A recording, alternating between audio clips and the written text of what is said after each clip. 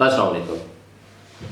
اس شعر سے آغاز کرتے ہیں۔ یہ مصرع لکھ دیا کسی شوخ نے، یہ مصرع لکھ دیا کس شوخ نے، محراب مسجد پر یہ ناداں گر گئے سجدوں میں جب وقت قیام آیا۔ خبر ہے کہ سعودی جو ولی سعودی سربراہ ہیں، ولی ہے تو MBS ہے، ان کے جو باپ ہیں شاہ سلمان، انہوں نے 1000 فلسطینیوں کو سرکاری خرچے پہ حج کرانے کے انتظامات کیے ہیں، جہاں ان کا کھانا پینا رہنا سب کچھ فری ہوگا۔ اور دوسری طرف میں دیکھ رہا ہوں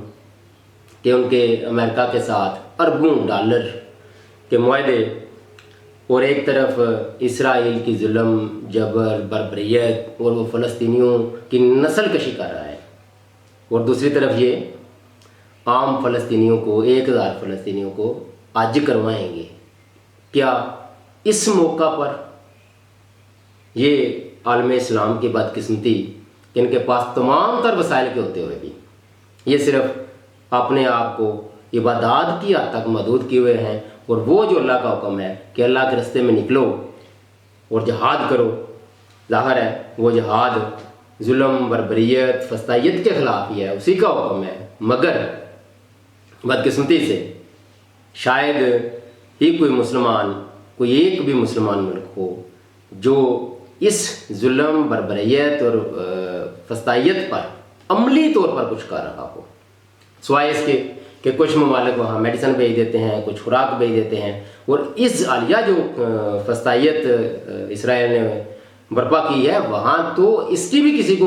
توفیق نہیں ہوئی۔ پاکستان نے شاید ایک دفعہ کو بھیجا ہے، لیکن اس میں بھی ایک غیر مسلمان ملک چین کو یہ اللہ نے توفیق دی، اور وہ اسرائیل کی فضائی حدود میں ان کے سارے وہ جو فضائی ہوتی ہیں بندشیں وہ توڑتے ہوئے فلسطینیوں کے لیے اس نے خوراک پہنچائی، میڈیسن پہنچائی۔ لیکن یہ کیا کر رہے ہیں حکمران؟ یہ 1000 فلسطینیوں کو حج کروائیں گے۔ جب وقت قیام آیا تو یہ سجدوں میں گرنے جا رہے ہیں، اور سجدوں میں گرانے کی بات کر رہے ہیں ان کو کہ بس ٹھیک ہے آؤ حج کرو،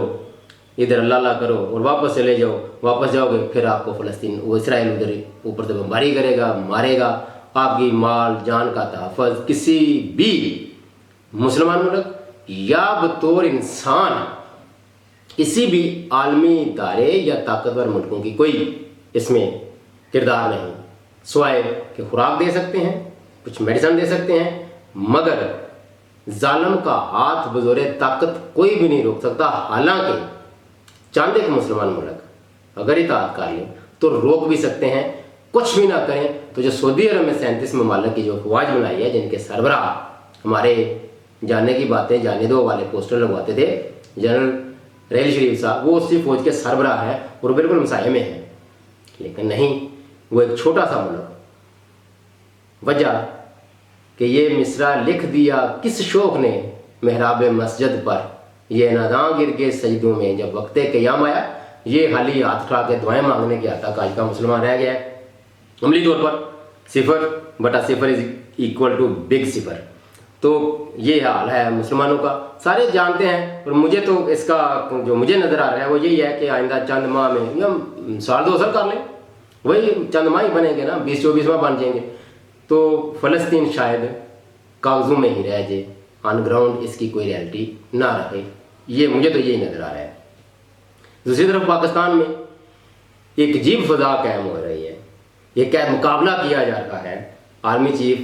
جنرل عاصم منیر صاحب اور عمران خان صاحب PTI کی مقبولیت میں۔ یہ جو عالیہ ٹینشن ہے اس میں ظاہر ہے پوری قوم اپنی پاک فوج اور ریاست پاکستان کے ساتھ کھڑی ہوئی، اور اس کا اب یہ فائدہ لے رہے ہیں اس بنیاد پر کہ چونکہ آپ PTI کی کوئی ضرورت نہیں، خان صاحب کی کوئی ضرورت نہیں، ملک میں جو بھی فارم 47 کی گورنمنٹ ہے اس کو ہم سنبھال لیں گے، چلا بھی لیں گے، چونکہ ہماری مقبولیت بڑھ گئی ہے، لہذا اب ہم ہی اس قابل ہیں یا اس کے حقدار ہیں کہ جو کچھ ہم کر رہے ہیں اس کو پاکستانی عوام نے جسٹیفائی کر دیا تو ضرور نہیں۔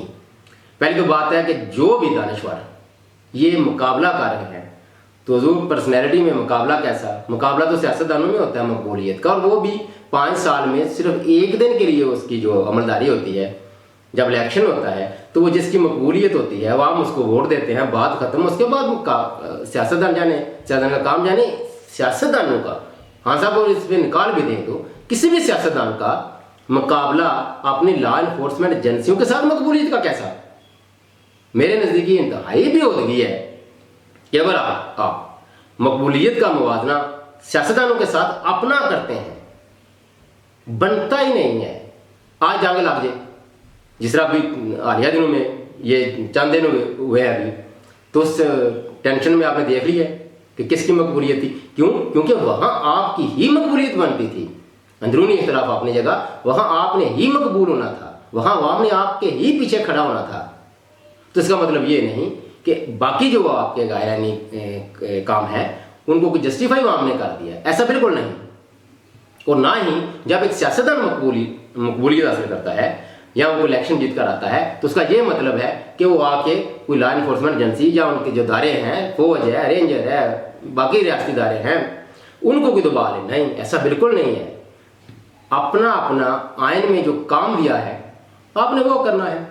مقبولیت کا بہرحال جو مقابلہ ہے وہ سیاستدانوں کے درمیان ہوتا ہے اور اس کا ایک دن فیصلہ ہوتا ہے 5 سال میں جب الیکشن ہوتے ہیں، اس کے بعد پھر وہ ختم، باقی وہ اوپر نیچے مقبولیت ہوتی رہتی ہے ان کی پرفارمنس کی وجہ سے۔ لیکن فوج کے ساتھ سیاستدانوں کا مقابلہ، یہ پتہ نہیں کس قسم کے تجزیہ نگار ہیں اور کس قسم کے یہ صحافت گر ہیں کہ فوج اور سیاستدانوں کا مقابلہ مقبولیت کے حوالے سے کر رہے ہیں۔ تو اگر یہ کر لیں تو 8 فروری کو جو ہوا اور نہیں اس کا آپ نے دیکھ لیے، وہ اس وقت کون مقبول تھا؟ تو سیاستدانوں کو سیاستدانوں سے مقابلہ کرنے دیجیے، آپ اپنے آپ کو خدا کے لیے یہ اس مقابلے میں نہ شامل کریں، یہ آپ کا کام نہیں ہے، بنتا ہی نہیں ہے۔ کیوں؟ 2 صورتحال کو بتا دیا ہے، الیکشن میں سیاستدانوں کی مقبولیت دیکھنی ہوتی ہے اور جنگ میں آپ کی مقبولیت ہوگی، 100% ہوگی اور ہونی بھی چاہیے، لیکن اس کے بعد اس مقبولیت سے فائدہ اٹھاتے ہوئے اس کو قبولیت شرف بخشنا کہ عوام اب وہ قبولیت شرف بخش دے گی، تو یہ نہیں ہوگا۔ یہ مقبولیت اور قبولیت والا سلسلہ پاکستان میں ختم ہونا چاہیے۔ صرف ایک بات ہے کہ پاکستان میں آئین اور قانون کی بالادستی ہونی چاہیے۔ جیسے وقت کے ساتھ کوئی ایک واقعہ ہوتا ہے برونی جارحیت کے حوالے سے، تو وہاں آپ اپنی مقبولیت آپ کو نظر آ گئی ہے نا، اور اسی طرح جب سیاسی میدان میں کوئی مقابلہ ہوتا ہے تو وہاں بھی آپ کو مقبولیت نظر آئی ہے نا ایک بندے کی، تو یہ اب اس کے بعد ایسی فضا قائم کرنا، پھر اس مقبولیت سے فائدہ اٹھانا اور پھر یہ بات کرنا کہ دیکھیں جی ہم نے تو اپنا کام کر دیا، تو یہ بہت اچھا کیا ہے، یہی آپ کا کام ہے، خدا کریے تو آپ کی مقبولیت میں ذرا برابر بھی کمی نہیں آئے گی اگر آپ اپنا کام کریں گے، مگر آپ پھر وہ مقابلہ کریں گے سیاستدان کے ساتھ، تو یہ تو بڑی انتہائی بھی ہوگی ہے کہ آپ سیاستدانوں کے ساتھ مقبولیت کا موازنہ کر رہے ہیں اور اس چکر میں پڑ گئے ہیں، مقبولیت کے چکر میں۔ تو یہ یاد رکھیے گا، زیادہ سے زیادہ آپ اس جنگ کو اس مئی کے مہینے میں تک ہی جو ہے نا اس کو انجوائے کر سکتے ہیں، اس کے بعد پھر یہ بجٹ آ لینے تو اس کے بعد پھر وہی حال ہوگا۔ سیاستدانوں کو الگ کام اپنا کرنے دیں، اور یہ بڑا سنہری موقع تھا آپ کے پاس کہ اس موقع سے آپ فائدہ اٹھاتے ہوئے، فیس سیونگ ہو گئی تھی، آپ اپنے کام میں چلے جاتے، آپ آئینی دودھ میں چلے جاتے اور عدلیہ کو آزادانہ فیصلے کرنے دیتے۔ عدلیہ سزائیں دیتی ہے، دے نہیں دیتی، نہ دے، آزاد کرتی ہے، کسی کو کر دے، لیکن ان کو آئین اور قانون کے مطابق کام کرنے کی کھلی چھٹی دے دیتے۔ لیکن یہ کیسے ہو سکتا ہے کہ ایک وقتی مقبولیت جو ہے آپ اس کو کتنا پرولانگ کر لیں گے؟ میرا نہیں خیال اس مئی کے مہینے کے بعد یہ سلسلہ چل سکتا ہے، یا کب تک؟ یہ ہو نہیں سکتا، ہونے والا نہیں، ہوگا نہیں۔ ایک ہی حال ہے، یہ مقبولیت اور قبولیت کے چکر سے نکلتے ہوئے پاکستان میں آئین اور قانون کی بالادستی کے مطابق اس ملک کو چلائیں، تو پھر سب کی مقبولیت جب وہ اپنا اپنا کام کریں گے تو وہ برقرار رہے گی اور قومی یکجہتی بھی برقرار رہے گی۔ تک اتنے، اللہ حافظ۔